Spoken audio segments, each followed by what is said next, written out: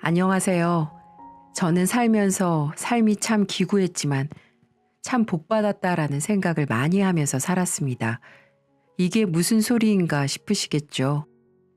참 힘든 삶을 살았지만 어린 시절부터 저를 도와주신 얼굴 없는 천사 덕분에 불우한 가정 환경에도 제가 하고 싶은 공부 열심히 할 수 있었거든요. 저는 어렸을 때 고아가 되어 할아버지 손에서 자랐습니다. 7살 때까지는 부모님이 있어 나름 엄마와 아빠를 불렀던 기억들이 선명하게 남아있기는 해요. 엄마와 손잡고 놀이터에 갔던 것, 엄마와 시장에 가서 장 보고 집에 돌아오는 길에 과자도 사 먹었던 기억 등 따뜻하고 좋았던 기억들이 있었어요. 하지만 어느 순간부터는 희미해졌고 몇 가지의 선명한 기억 외에는 엄마 아빠의 얼굴도 두 분의 목소리도 전혀 기억이 나지 않습니다. 그냥 어느 순간부터 나는 할아버지와 함께 살고 있었고 할아버지는 장애인이었기 때문에 돈을 벌 수 없어 늘 폐지만 주우며 다니셨고 자연히 저는 집에 혼자 있는 시간도 많았죠. 할아버지가 하루에 몇천 원씩 벌어오시는 돈으로 한 끼를 때우고 그마저도 넉넉지 않아 늘 김치와 물에 마른 밥으로 허기를 달래고는 했습니다. 할아버지 역시 마찬가지였고요. 심지어 할아버지는 손가락이 온전하지 못했던 탓에 저는 초등학교도 들어가기 전부터 제가 밥상을 다 차려드리고 설거지에 온갖 집안일을 하나하나 다 해야 했어요. 그때까지만 해도 그게 모든 사람들이 다 그렇게 사는 줄만 알았습니다. 하지만 초등학교에 들어가고 나니까 그게 아니라는 걸 깨닫게 되었죠.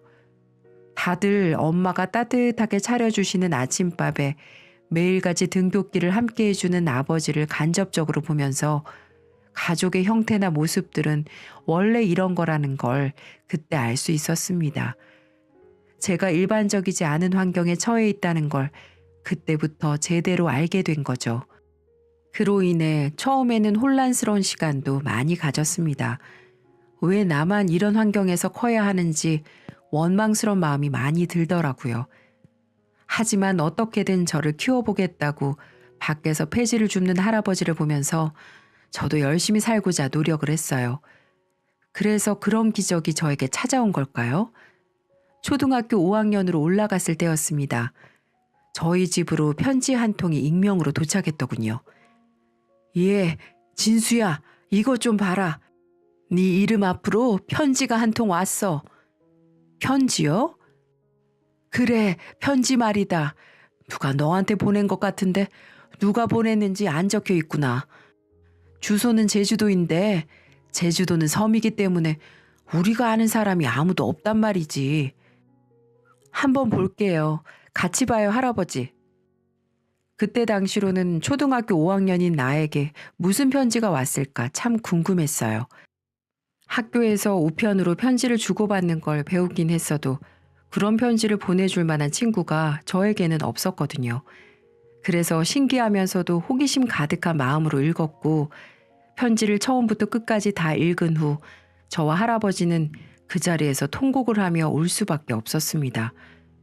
편지의 내용은 이러했어요. 진수 안녕? 이름도 모를 사람에게 편지를 받아 많이 당황스럽지. 난 네 엄마랑 잘 아는 사람이야. 많이 궁금하고 의심스러울 수도 있겠지만 널 사랑하는 한 사람으로 생각해주면 참 고마울 것 같아. 내가 왜 이렇게 편지를 쓰게 됐냐면 네가 어린 나이에 얼마나 열심히 살고 있고 아프신 할아버지를 모시고 얼마나 착하고 성실하게 하루하루를 살아가고 있는지 알고 있기 때문이야. 너의 그런 모습을 알기 때문에 나는 진수 네가 성인이 될 때까지 내가 후원을 해주기로 마음먹었단다. 네가 마음껏 꿈을 펼치며 아무 걱정 없이 공부를 할 수 있는 학비와 하루하루 할아버지와 따뜻한 밥을 먹을 수 있는 생활비를 후원하기로 했으니 항상 용기 잃지 말고 힘차게 인생 살아가야 한다. 알았지? 이 편지를 읽고 나서 할아버지와 저는 서로를 부둥켜 안고는 한참을 울었습니다. 정말로 어린 나이였음에도 불구하고 그 편지 한 통에 그동안 느꼈던 인생의 고단함과 힘들었던 마음들이 다 녹아내리는 듯 했어요. 아이고, 진수야, 이게 무슨 일이냐? 이게 무슨 일이야? 그렇게 할아버지와 저는 이름도 모를 분이 보내주시는 후원금을 받기로 결정했고, 그때부터 저는 그 후원자님과 소통을 하며 지냈습니다. 그분과의 소통은 오로지 편지로만 이루어졌어요. 그리고 처음 받은 편지부터 시작해서 계속해서 주고받은 편지들은 하나도 남기지 않고 모두 간직했죠. 저에게는 기적 같은 선물이었고 평생 잊어서도 잊어버려서도 안 되는 귀한 보물이었으니까요. 그 이후에 후원자님은 정말 매달 정확한 날짜에 맞춰서 할아버지 통장으로 넉넉하게 생활을 할 수 있는 생활비와 학비를 보내주셨어요. 그 덕에 저는 아주 넉넉하게는 아니더라도 따뜻한 밥과 햄 반찬을 먹을 수 있게 되었고 계절에 따라 옷도 사서 입을 수 있었어요. 그렇게 하루하루 감사하고 행복한 삶을 살았지만 저에게도 오지 않을 것 같았던 사춘기라는 게 오더라고요. 초등학교를 지나 중학교 2학년이 되면서 방황이 시작되었습니다. 나는 왜 남들처럼 부모가 없어야 하고 아픈 할아버지의 후원이나 받으며 살아야 하는 걸까? 이런 생각이 들었거든요. 나도 엄마 아빠라는 말도 해보고 싶고 집에 친구들을 데리고 와서 하루 종일 컴퓨터 게임하며 놀고 싶은데 하물며 내 방에, 내 침대에, 내 컴퓨터에 큰 텔레비전과 멋진 아빠의 자동차도 있으면 좋겠다는 생각을 하면서 그중 어떤 것도 누릴 수 없는 저의 삶이 너무 비참하게만 느껴졌습니다. 그때부터는 정말 후원자님께 편지도 보내지 않고 편지가 오더라도 아예 읽어보지도 않으면서 시간을 보냈어요. 할아버지도 마음을 잡지 못하고 계속해서 집 밖을 겉도는 저를 보며 많이 힘들어 하셨고요. 학교에서 사고도 많이 치는 바람에 할아버지께서 불려오신 적도 많이 있었습니다. 이 녀석아, 정신 안 차릴래? 갑자기 왜 이러는 게야? 너 이 해랩이 죽는 걸 보고 싶어서 그러는 거냐? 왜 이렇게 안 하던 짓으로 속을 썩여? 왜? 몰라. 다 싫어. 정말 너무너무 다 싫어 죽겠어. 할아버지, 왜 나는 엄마 아빠가 없어? 왜 나는 아파서 아무것도 못하는 할아버지만 있는 거야? 왜 나는 집에 와서 맨날 밥만 해야 하고 허름한 집에서만 살아야 하는 거야? 친구들한테 쪽팔려서 집도 못 알려주겠다고. 지금 그걸 말이라고 해? 네가 지금 무슨 복을 받고 있냐? 우리보다 힘들게 사는 사람들이 얼마나 많은데 너는 무슨 복이 타고나서 학비도 생활비도 다 공짜로 받아 먹으며 밥 먹고 학교 다니며 살고 있는데 다른 애들은 엄마 아빠랑 같이 살면서 그냥 그 자리에서 용돈 받으면서 살아. 나만 없어. 나만. 내가 부를 수 있는 엄마도 없고 좋은 차 타고 학교 앞으로 데리고 와줄 아빠도 없다고. 맨날 다 찢어진 옷만 입고 다니는 할아버지밖에 없잖아. 나는 이제 이름도 얼굴도 모르는 사람한테 돈이나 받는 거 싫어. 너무너무 싫어.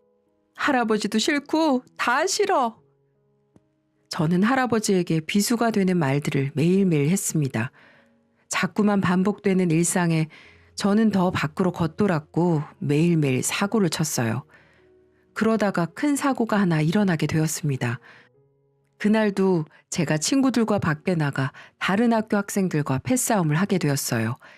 그 사실을 학교에서 알게 되어 패싸움을 한 모든 학생들이 다 징계를 받게 되었고 부모님까지 모두 학교로 오셔야 하는 상황이 되었죠. 그리고 그로 인해 저는 할아버지를 잃을 뻔했습니다. 패싸움에 가담한 모든 학생들과 학부모님이 모여야 하는 날 할아버지는 학교로 오시는 길에 교통사고를 당하셨어요. 꽤나 크게 부딪혔기 때문에 할아버지는 곧바로 위급한 상황으로 응급실로 실려가게 되었고 그 소식을 저는 학교에서 들어야 했죠. 할아버지는 제가 학교에서 병원으로 가는 길에 수술실로 곧장 들어가셨습니다. 너무나도 청천벽력 같은 소리에 저는 정신을 차릴 수가 없었어요. 이 세상에 단 하나밖에 없는 가족을 잃을 수도 있다고 생각하니까 어린 나이에 너무나 무섭고 두려워지더라고요. 정신없이 담임 선생님과 함께 달려간 병원에서 기나긴 수술 끝에 다행히도 수술은 잘 되었다는 의사 선생님의 이야기를 들을 수 있었죠. 너무 놀랐던 저는 그 자리에서 주저앉아 울었습니다. 그 어린 나이에 감당하기에는 너무 힘든 순간들이었어요. 하지만 힘든 시간은 거기에서 끝이 아니더라고요.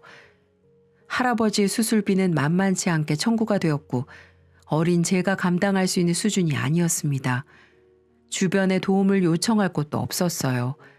친척들도 연락을 안 하고 정말 할아버지와 단둘이 외롭게 살았기 때문에 모든 것이 저에게는 감당하기 힘든 것들 투성이었죠. 담임 선생님도 도와줄 수 있는 부분을 찾아주시겠다고 했지만 그 큰 돈을 어디에서 당장 마련할 수 없었고 수술 비용뿐만 아니라 앞으로 해나가야 할 치료비부터 시작해서 입원비가 포함된 병원비 모두 마련할 길이 없었어요. 저는 절망에 빠졌습니다. 그 순간 제가 왜 방황을 했는지, 왜 나 때문에 할아버지가 이렇게 아프셔야 하고 어려운 상황이 되었는지 후회스러웠어요. 제 자신이 정말 죽도록 싫었습니다. 그때 생각난 게 바로 후원자님이었어요. 저는 정말 바짓가랑이를 잡는 심정으로 후원자님께 편지를 보냈죠. 저는 편지를 보내고 나서 간절한 마음으로 기다렸습니다. 그리고 생각보다도 더 빨리 후원자님에게 답장이 왔어요. 후원자님은 저의 어려운 이야기에도 선뜻 1,000만 원이라는 거금을 보내주셨고 그 돈으로 할아버지의 병원비를 전부 해결할 수 있었습니다. 그리고 건강하게 퇴원도 하셨고요. 그렇게 저는 또 한 번의 인생의 큰 빚을 그분에게 지게 되었네요. 그때부터는 저도 다시 정신이 차려지면서 더 악착같이 살아야겠다는 생각이 들더군요. 그날로부터 저는 공부에만 매진을 했습니다. 그 사이사이 후원자님과 소통도 계속해서 했고요. 그분과 연락을 주고받으면서 한 번씩 그분이 너무너무 궁금해졌어요. 누구신지 꼭 뵙고 싶었거든요. 그래서 한 번은 편지를 통해서 만나고 싶다는 의지도 비쳤죠.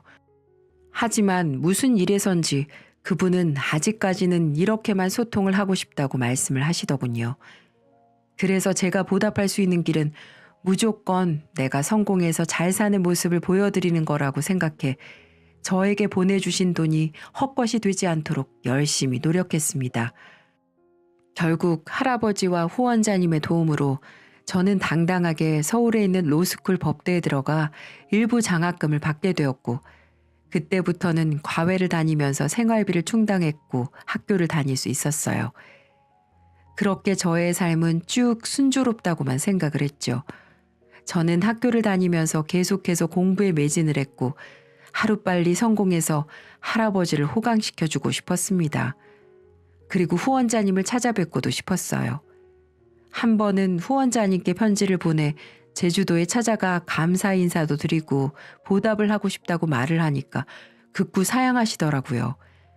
지금 본인 상황이 저를 맞이할 상황이 안 된다면서 다음에 기회가 되면 꼭 보자고 하면서 자꾸 미루셨습니다. 그래서 어쩔 수 없이 그날이 오기만을 속으로 내심 기대했어요. 그렇게 제게 순탄한 길만 걸어가고 있을 때쯤 슬프고 힘겨운 일이 발생하기 시작했습니다.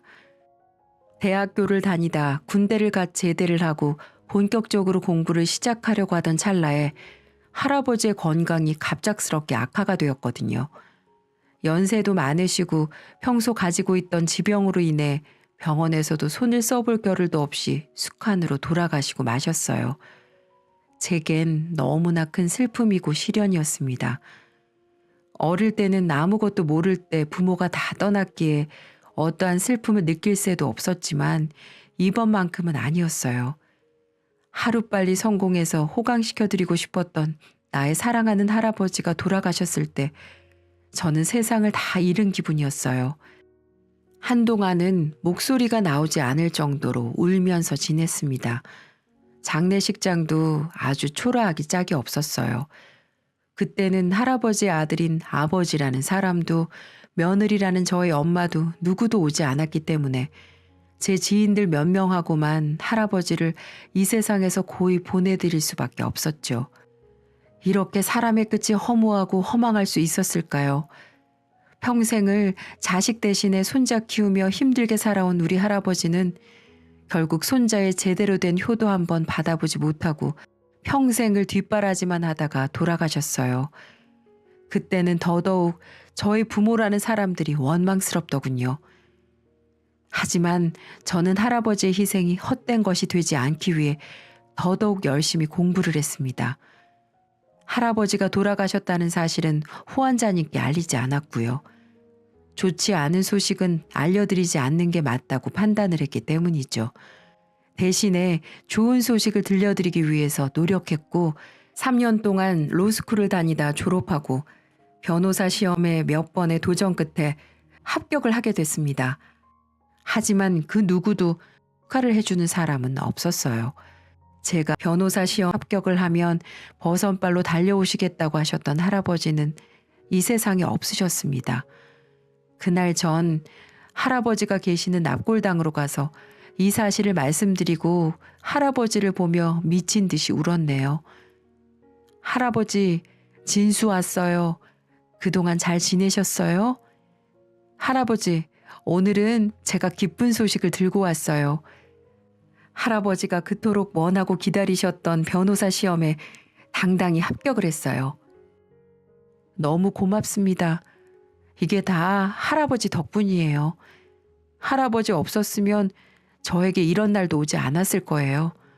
고아인 날 키워주신 사랑하는 할아버지, 꼭 이 못난 손주 잘 사는 모습 보여드릴게요.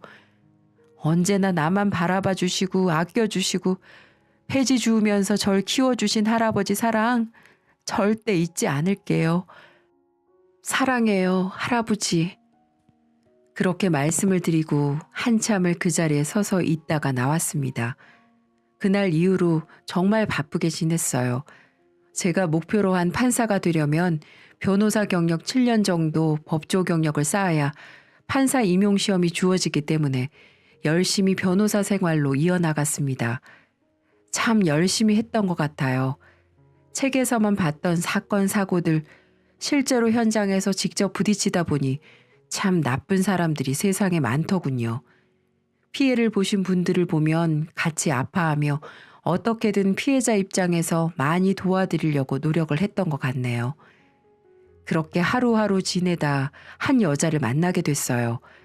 대학 동기한테 소개받은 평범한 직장인이었는데 만나다 보니 제가 지금 하는 사실을 잊게 해줄 정도로 제게 정말 잘해주었고 이 여자만 있으면 세상을 다 얻는 기분이 들었거든요. 그렇게 우리는 서로 아껴주고 사랑해가며 5년의 연애를 했고 제가 판사 임용 시험까지 합격을 한 다음 정식으로 프로포즈를 하게 되었어요. 그렇게 저희는 결혼을 약속하게 되었고 저는 겹겹이 일어난 경사를 곧장 후원자님께 알려드렸습니다. 저의 인생에 가장 빛나는 순간을 전하기 위해 썼던 편지의 감격은 아직도 잊혀지지가 않습니다. 후원자님, 그동안 안녕하셨죠? 제가 요즘 바쁘다는 핑계로 연락을 자주 드리지 못해 정말 죄송해요. 별일은 없으신 거죠? 저 오늘은 후원자님께 기쁜 소식을 드리기 위해 편지를 쓰게 됐습니다. 저 판사 임용 시험 합격했습니다. 참 로스쿨 법학대학원 나와서 한참이나 걸려서 제가 원하는 꿈을 이루게 됐어요. 이게 모두 다 후원자님 덕분이에요. 정말 이 은혜는 평생 잊지 않겠습니다. 그리고 이제는 제가 우리 후원자님을 도와드리고 싶어요. 그동안에 도와주신 금액도 다 이자 쳐서 드리고 싶어요. 당연히 사람이라면 은혜를 받았으면 갚아야 되는 게 이치니까요. 제게 답장 보내실 때 계좌번호 하나 남겨주시면 꼭 보답하겠습니다. 부탁드립니다. 그리고 또 하나 기쁜 소식은 제게 가족이 생길 것 같아요. 사랑하는 사람과 결혼을 하기로 했거든요. 드디어 저도 콧물 찔찔 나오던 꼬마에서 후원자님 덕분에 어엿한 가장이 될 수 있게 됐습니다. 그래서 제일 먼저 말씀드리고 싶었어요. 편지에 결혼식장이나 시간 적어서 보내드릴 테니까요. 시간 되시면 그날만큼은 참석해 주시면 제겐 큰 영광일 것 같아요. 물론 일이 있으셔서 못 오시더라도 마음으로라도 꼭 잘 받겠습니다. 이런 기쁜 소식을 처음으로 전해드리게 돼서 눈물이 나옵니다. 감사합니다. 저는 이렇게 편지를 보내고 초조한 마음으로 후원자님의 답변을 기다렸어요. 하지만 결혼식 날짜가 다가오는데도 답장은 오지 않더군요. 청첩장을 같이 보내긴 했지만 아무래도 답장이 없는 걸 보니 식장에서 뵐 수 있을 거란 기대를 접어야겠다는 생각이 들더라고요. 어쩔 수 없이 기대를 접고 애써 덤덤하게 결혼식을 올리기로 했습니다. 그렇게 결혼식 당일이 찾아왔어요. 결혼식을 하면서도 제 신랑 측 하객석에서는 제가 찾아올 가족이 없었기 때문에 제 가족들은 아무도 없었습니다. 그 빈자리는 제 지인들로 꽉 채워주고 있었어요. 참 마음이 아팠습니다. 그렇게 뭔가 모를 허전함이 제 가슴을 짓누르고 있을 때 어느 순간 한 번도 보지 못한 중년의 여성이 조용히 가서 하객석 자리에 앉으시더라고요. 아무리 생각해도 한 번도 살면서 보지 못한 얼굴이었어요. 그러더니 갑자기 손수건을 꺼내시면서 울기 시작했어요. 저는 그 모습에 너무 놀라지 않을 수 없었고요. 한 번도 보지 못한 아주머니가 제 하객석에 앉아 슬프게 울고 계시니까요. 저를 생각하면서 울어주고 함께 기뻐해 줄 사람도 이 세상에는 그 누구도 없기도 했고요. 그래서 전 그분에게 조심스럽게 다가가 인사를 드리고 여쭈었어요. 안녕하세요, 아주머니. 저는 오늘 이 결혼식 신랑이 될 김진수라고 합니다. 실례지만 제가 한 번도 뵙지 못한 것 같은데 조금 전부터 계속 울고 계셔서 인사를 드렸어요. 혹시 절 아시는 분일까요? 네가 진수니? 정말 우리 진수 맞니? 저에게 진수가 맞냐고 묻는 질문에 저는 직감적으로 제가 너무나도 보고 싶어 했던 후원자님이라는 걸 알 수 있었어요. 네, 맞습니다. 혹시 후원자님이신가요? 후원자님 맞으신가요? 정말 이렇게 와주셨네요. 너무 감사드려요. 정말 감사드립니다. 역시나 제 예상대로 후원자님이 맞았는지 그분은 그 자리에서 제 대답을 듣자마자 눈물을 펑펑 쏟아내기 시작하셨어요. 그 모습을 보며 저도 눈물을 흘릴 수밖에 없었고 그렇게 한참을 서로 울다가 후원자님의 말을 시작으로 대화를 하게 되었어요. 진수야, 보자마자 이렇게 울어서 미안하구나. 너를 보니까 눈물을 참을 수가 없었어. 그리고 그동안 너를 보러 오지 못한 것도 미안해. 아닙니다. 이렇게 찾아와 주신 것만으로도 저는 충분히 감사해요. 정말 감사합니다. 그래. 나도 사실은 널 정말 만나고 싶었어.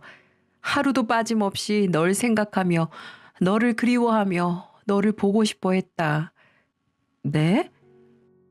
이제는 내가 더 이상 날 너에게 알리지 않으면 안 될 것 같아 이렇게 용기를 내서 찾아왔단다. 내 이야기를 듣고도 네가 나를 받아준다면 좋겠지만 그게 어렵다면 가차없이 나를 버려도 좋아. 그게 무슨 말씀이세요? 알 수 없는 말들을 선두로 뱉으시고는 그 뒤부터 후원자님은 믿을 수 없는 말들을 이어가셨습니다. 진수야, 내가 네 엄마야.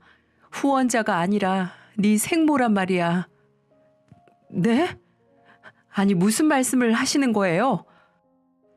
진수야, 실은 내가 너를 버린 네 엄마다. 천벌을 받아도 시원찮은데 그래서 네 앞에 다시는 나타나면 안 된다는 걸 알면서도 너를 찾아왔어. 네? 엄마요? 정말 제 엄마세요? 그래. 다른 날은 아니더라도 우리 아들 결혼식 하는 모습 보고 싶어서 왔어. 네 편지를 받고 얼마나 가슴을 치며 울었는지 몰라. 답장을 보내지 않은 것도 보내지 않은 게 아니라 이런 말들을 도저히 편지로 쓰질 못하겠더구나. 그래서 용기 내서 오게 됐단다. 정말 우리 아들 많이 컸구나. 대견하다, 대견해. 정말 고맙다. 네, 정말 제 어머니라면. 근데 왜 이제야 찾아오신 건데요? 어머니라고 하시면 후원금을 보내지 말고 직접 찾아왔으면 됐잖아요. 제가 얼마나 엄마가 그립고 보고 싶었는지 알아요? 친구들이 어릴 때 항상 엄마라고 부를 때 전 살면서 한 번도 엄마라는 이름을 불러본 적이 없어요. 근데 이제 와서 엄마라고 나타난 이유가 뭔데요? 꼭 이렇게까지 하셨어야 했어요? 그렇게 식장이 떠나갈 듯 제가 울분을 토하자 식장 안에 있던 모든 하객들이 저희를 주시하기 시작했습니다. 네 아빠와 결혼하고 나서 나 단 한순간도 행복했던 적이 없었어. 아니, 행복한 순간은 있었지. 바로 너를 낳고 너를 보는 순간에는 정말 행복했어. 하지만 나에게는 그걸 포기할 수밖에 없었을 만큼 힘들고 고통스러운 일이 있었단다.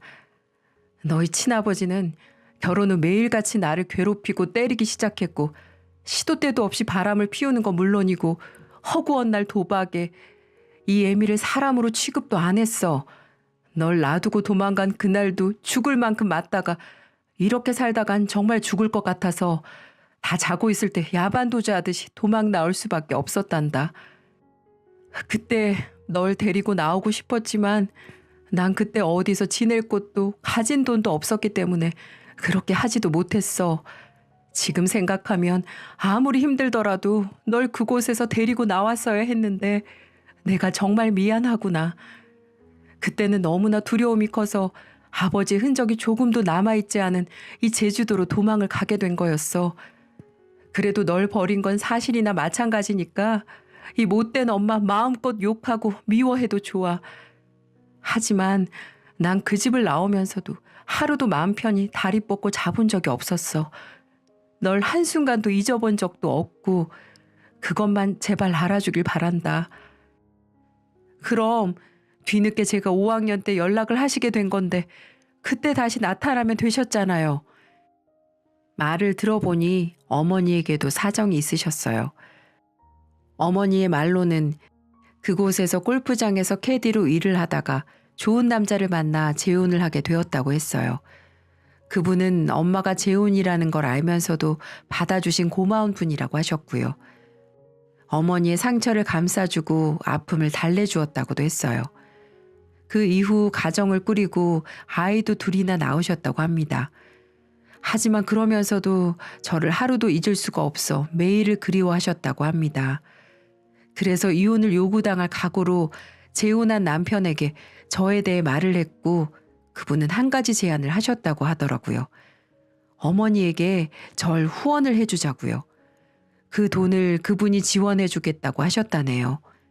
그러면서 대신 엄마의 존재를 알리지 말고 매달 후원금을 보내자고요. 그 이유는 엄마라고 밝히면 제가 혹시라도 나도 엄마와 같이 살게 해달라고 말을 할까봐 그렇게 말씀을 하셨다고 하네요.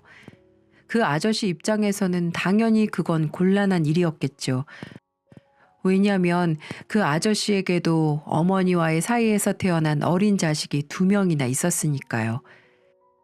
그 조건으로 저를 후원해 주시겠다고 했고 어머니 입장에서는 옆에 할아버지가 계시니 생활비를 보태준 것만으로도 제게 큰 힘이 될 수 있을 것 같아 동의했다고 했습니다. 그리고 내가 네가 그리운데도 불구하고 찾을 수 없었던 이유는 훌쩍 떠나버린 내가 재혼을 한 상태로 네 앞에 나타나면 네가 방황을 할까 봐 걱정되기 때문이었어. 그리고 사실 네 친부를 다시 마주치게 되면 어쩌나 이런 두려움도 컸고 그래서 그런 거란다. 정말 미안하구나, 진수야.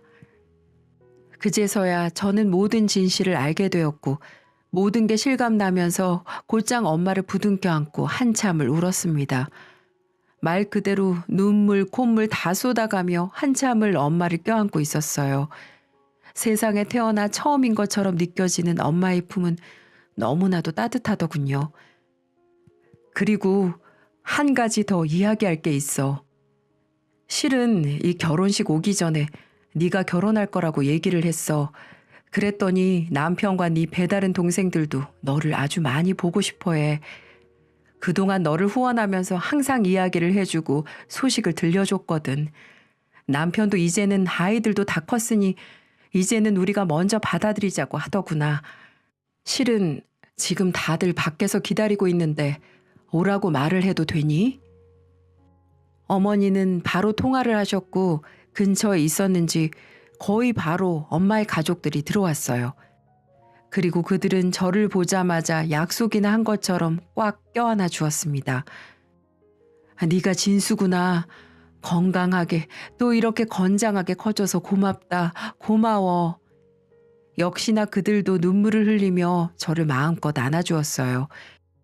이 모든 게 무슨 상황인가 싶을 만큼 꿈만 같은 시간들이었습니다. 이 모습을 지켜본 모든 하객들은 저희를 보며 박수를 보내주었어요. 아내는 물론이고 장인 장모님도 함께 눈물을 흘리시며 저희 어머니를 꼭 안아주셨어요. 정말 와주셔서 감사하다고 말이죠. 그렇게 저는 그날 세상에서 가장 행복한 결혼식을 올렸습니다. 식장 안에서 당연히 비어있을 거라 생각했던 신랑 측의 혼주 좌석은 두 자리 모두 꽉 채워진 채로 감격스러운 결혼식을 마칠 수 있었고요. 지금은 저도 저희 엄마와 새아버지의 호적으로 들어가 그들의 첫째로 장남으로 2명의 여동생을 둔 오빠로 살아가고 있어요. 물론 저의 사랑하는 아내의 남편으로도 말이죠. 지금까지 세상을 살아가며 제가 꿈꿔왔던 모든 일들이 이렇게 실제로 일어나다 보니 아직도 꿈을 꾸는 것 같지만 제게 주어진 이 삶을 마음껏 느껴보며 살아가려고요. 제 이야기를 들으니 앞에서 말한 기구하면서도 복받은 인생이라는 말의 뜻이 이해가 되시나요? 저는 분명 너무나도 힘들고 슬픈 인생을 살았어요. 하지만 그 속에는 행복과 기쁨이 있었고 지금은 더할 나위 없이 행복한 순간들을 살고 있네요. 여러분도 힘든 시간들을 잘 극복하셔서 꼭 행복한 삶을 사셨으면 좋겠습니다. 하늘에 계신 할아버지가 너무 보고 싶은 하루이기도 하네요. 할아버지, 지금 다 보고 있지? 나도 이제 가족이 생겼어. 이젠 더 이상 혼자가 아니라고. 이게 다 할아버지가 절 하늘에서 지켜준 덕분이에요. 할아버지, 너무 보고 싶어요. 사랑합니다. 오늘도 함께 해주신 여러분, 감사합니다.